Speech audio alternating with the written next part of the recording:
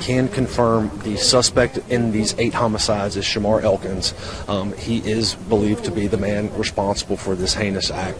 I can tell you that 7 of the 8 children that were killed are believed to be his children.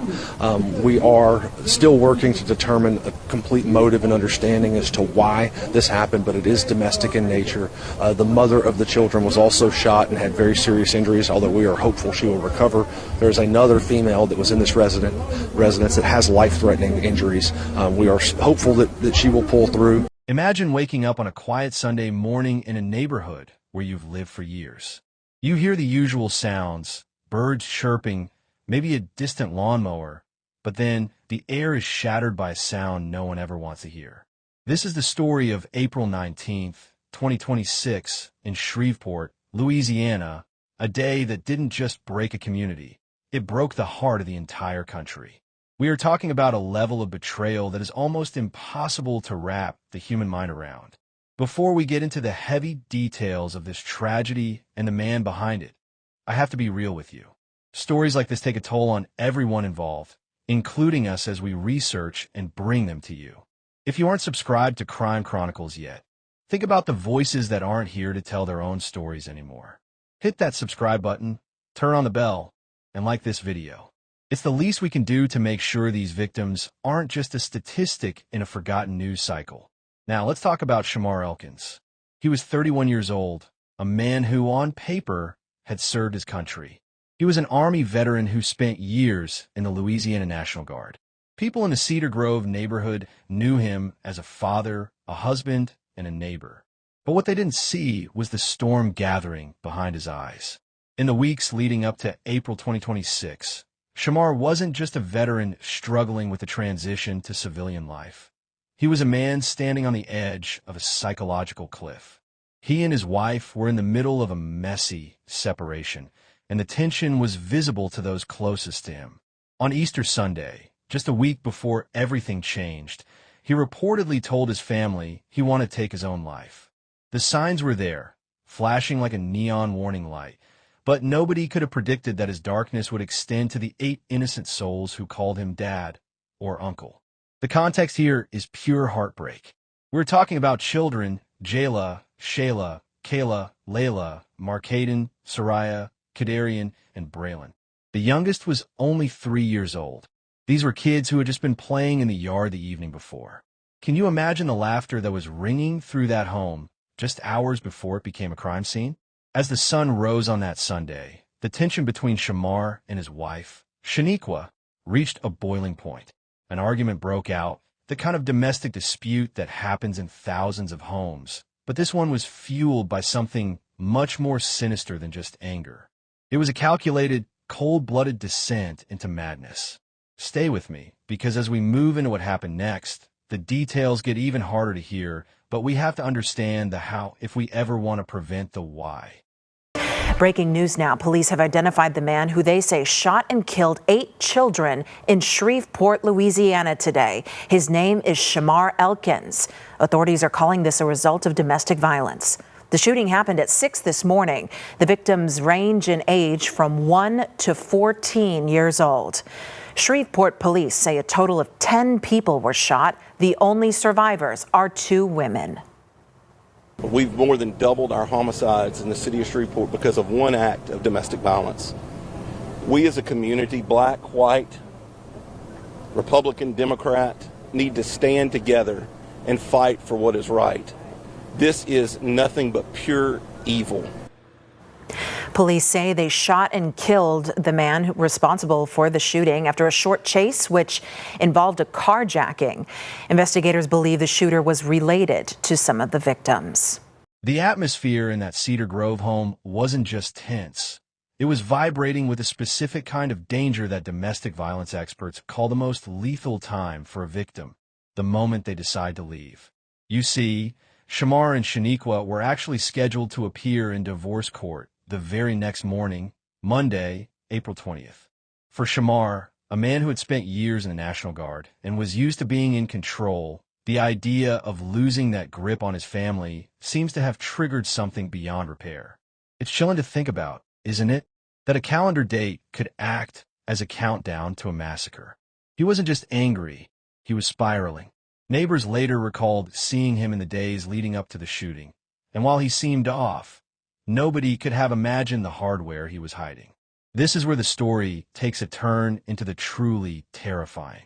Shamar didn't just have a handgun or a weapon of passion. He had managed to get his hands on an assault-style rifle. I want you to really think about the logistics of that for a second. If you're a convicted felon or someone with a history of domestic instability, how are you walking around with that kind of firepower? This is where the tension starts to boil over. On that Sunday morning, the violence didn't just stay behind closed doors. It spilled out across multiple locations in the neighborhood. It started with a confrontation where he shot Shaniqua and another woman, Christina Snow, who was the mother of some of his other children. Imagine the chaos. 2 women fighting for their lives while 8 children are trapped in the middle of a nightmare they didn't even understand yet. The level of depravity we're talking about here is hard to process. Reports started coming in that some of the children tried to escape. One child was actually found later on the roof of the house. Can you picture that? A child climbing out of a window, desperate to get away from the one person who was supposed to keep them safe. The police were scrambled, the neighborhood was locked down, and the search for Shamar Elkins became a high-stakes hunt. Every officer on duty that morning knew they weren't just looking for a suspect. They were looking for a man who had already committed the unthinkable. The tension in Shreveport was at a breaking point as the sirens echoed through Cedar Grove, with everyone wondering where he would strike next or if he was still among them, hiding in the shadows. But here is the breakthrough that the investigators discovered within 48 hours, and it's a detail that will make your blood run cold. While the world was focused on the tragedy itself, federal agents were tracing that rifle. They found out that Shamar didn't buy it at a store or find it on the street. He had obtained it from a 56-year-old man named Charles Ford. Now, think about this. Charles Ford reportedly knew Shamar was unstable. He allegedly knew the risks. Yet, that weapon still ended up in Shamar's hands. This breakthrough turned the case from a local tragedy into a federal investigation about accountability. It wasn't just about the man who pulled the trigger anymore. It was about the entire chain of events that allowed a high-powered weapon to reach a man who had already told his family he wanted to end it all. This twist changes the whole conversation, because if that gun isn't there, are those 8 children still playing in the yard today? The final moments of Shamar Elkins didn't end in a courtroom or a jail cell. After the horror he inflicted on those 8 children and the 2 women, he led police on a desperate chase that ended in a wooded area near the very neighborhood he had just destroyed. When the authorities finally closed in, Elkins took the final coward's way out, turning the gun on himself. It left the city of Shreveport with a mountain of questions and a level of grief that no community should ever have to carry.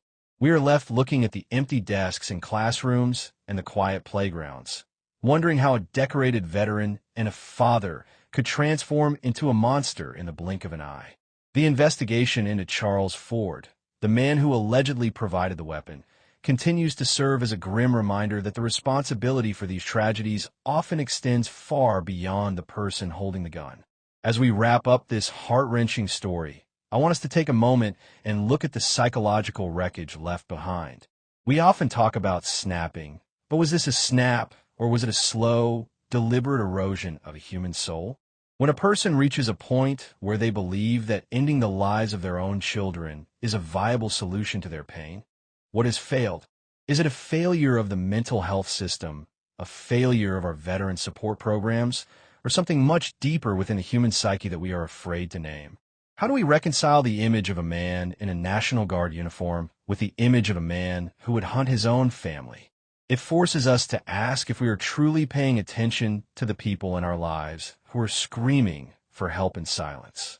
I want to hear your thoughts on this one because it's a case that sticks with you. How do we close the gaps that allow people like Elkins to access high-powered weapons when the red flags are flying so high? Is accountability for those who provide the weapons the key to stopping this? Or is the problem too far gone? Drop a comment below and let's get a discussion going. Your perspective might be the one that helps someone else spot a warning sign in their own community. This case was incredibly difficult to bring to you, but it's important that we don't look away. If you believe that we need more awareness and better systems to protect the most vulnerable among us, please make sure you are part of our community here at Crime Chronicles. Subscribe to the channel, hit that notification bell so you're always in the loop, and like this video to help it reach more people. We can't change the past, but by staying informed and talking about these tragedies, maybe we can help protect the future. Thank you for spending this time with me today. Be kind to one another and stay safe.